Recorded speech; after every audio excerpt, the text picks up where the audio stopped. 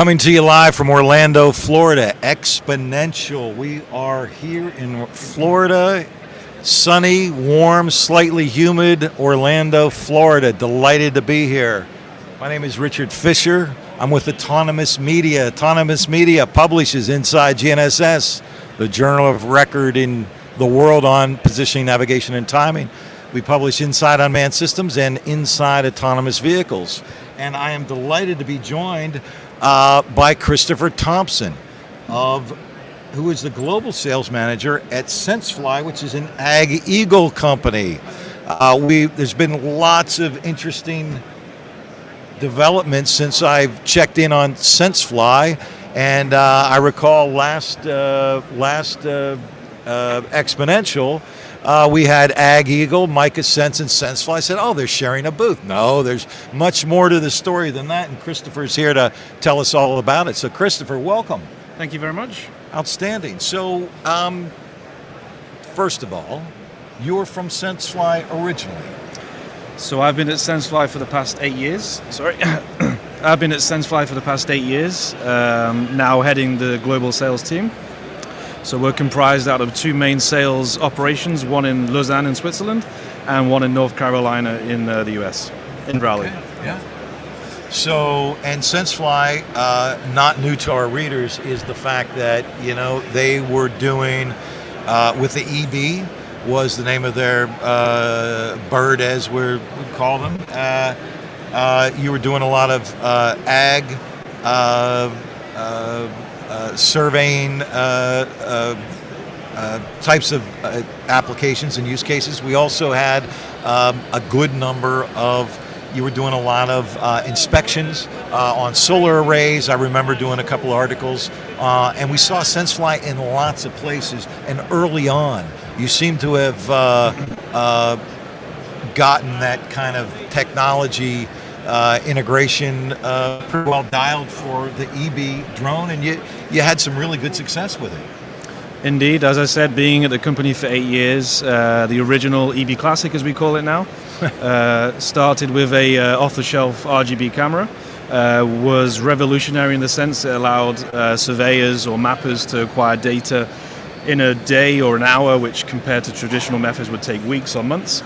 And slowly over the past 10 years, we've evolved the product, evolved the sensors, evolved the technology, especially the flight planning software in motion, which by all intents and purposes is one of the best flight planning softwares. And we've stuck to what we know. We haven't branched out too much. Remain with fixed ring, remain with good sensors, and remain with an idea in our head, and that's sub 2 kilo fixed wing drones to bring to the market for, as you said, mapping, agriculture, mining, disaster management, and now obviously for tactical mapping. Yeah, and we're seeing, I'm sure you're anxious to see the beyond visual line of sight kind of open up.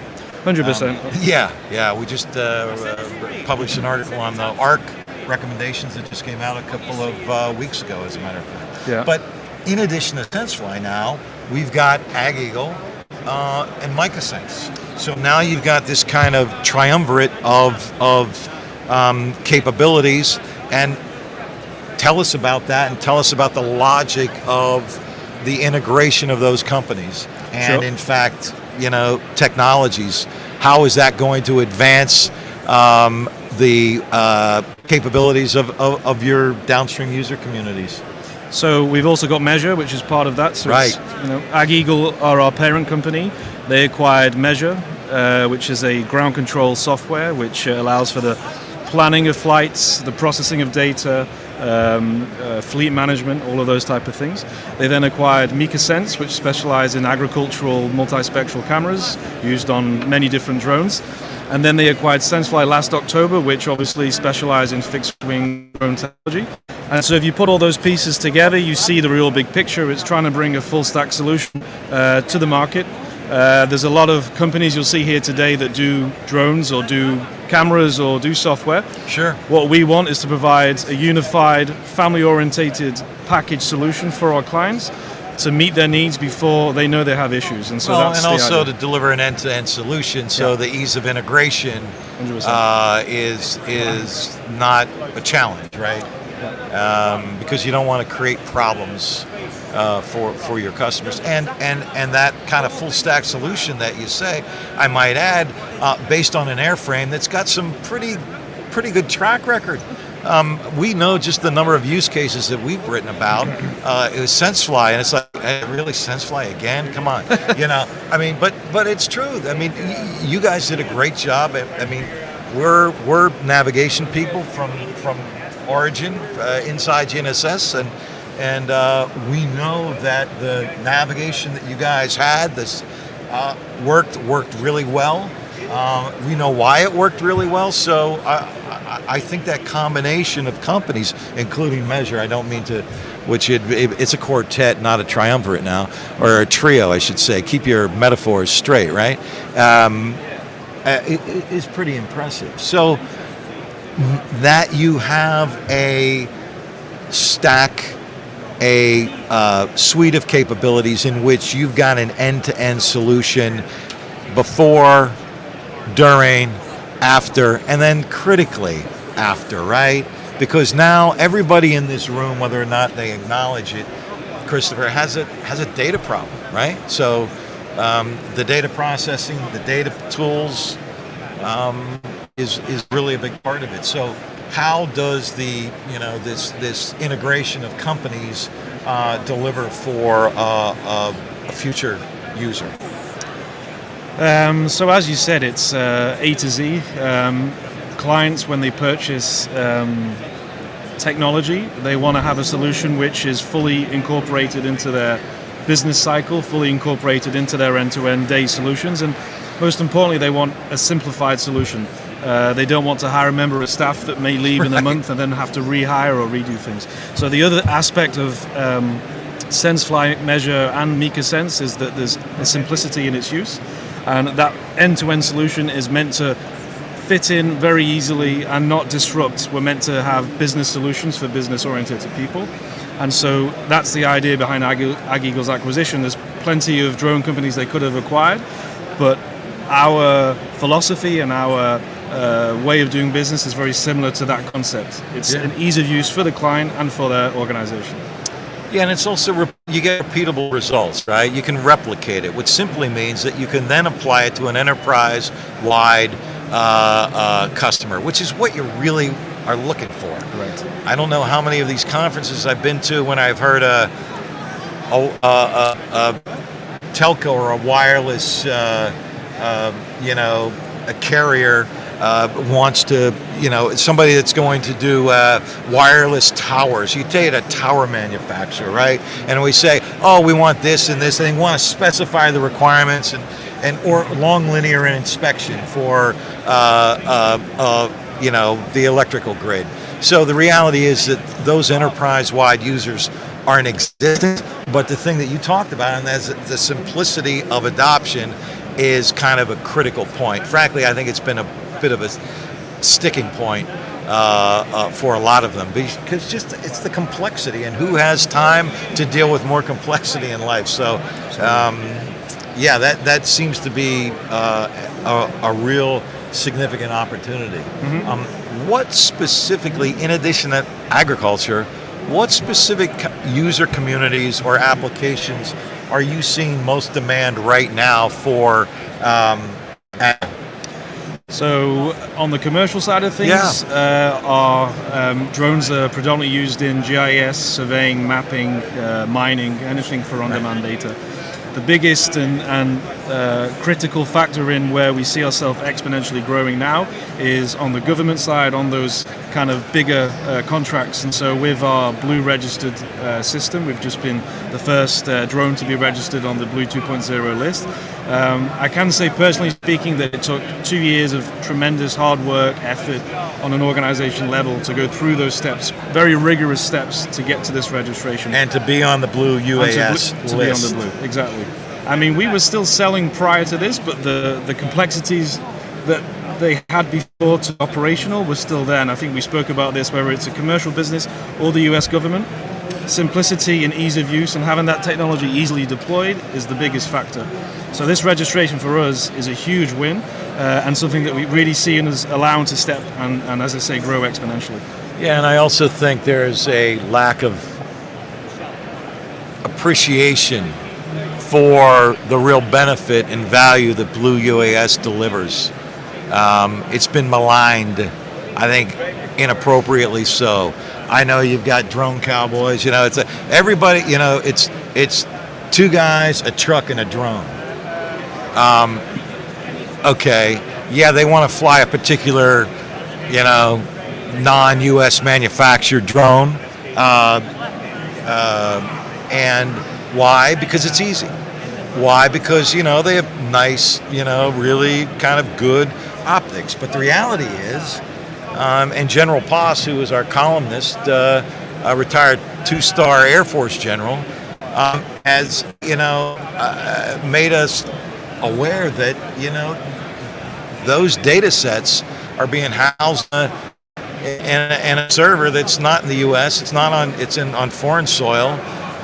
It's in China, and there's a belief that's an issue. So much so that the United States government said, you know what, we're not going to be using that manufacturer's drones for exactly that reason, for military applications or any government use cases. So they developed Blue UAS, and that's it.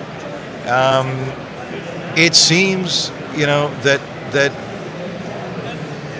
there are many that believe that there was or is the ability for persistent surveillance by a manufacturer. Can we even if it's preposterous to think about it?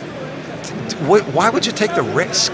Why would you do that? Particularly now, particularly today, right? So congratulations, kudos to you, and I think that is going to afford you a pretty significant opportunity. I also know that we're working on an article now with regard to Blue UAS. We're going to publish next issue on what does that mean for, I don't know, NATO. What's the equivalent of a NATO Blue UAS? Should there be one? A lot of people think so. So it's interesting times for that. So your experience so far, Christopher, given the Blue UAS, now your Ag Eagle's kind of chomping at the bit now, and that gives you an opportunity to really go after and compete. I mean, we happen to know the list. We've published the list. We know who they are. Many kind of competent companies, but also, there are those that would argue that it's less than comprehensive. So I think you would be seen as kind of a welcome addition to that. So that said, what now? What is your next kind of opportunity to execute against that, those potential users? So 2 points. You made an interesting one regarding NATO.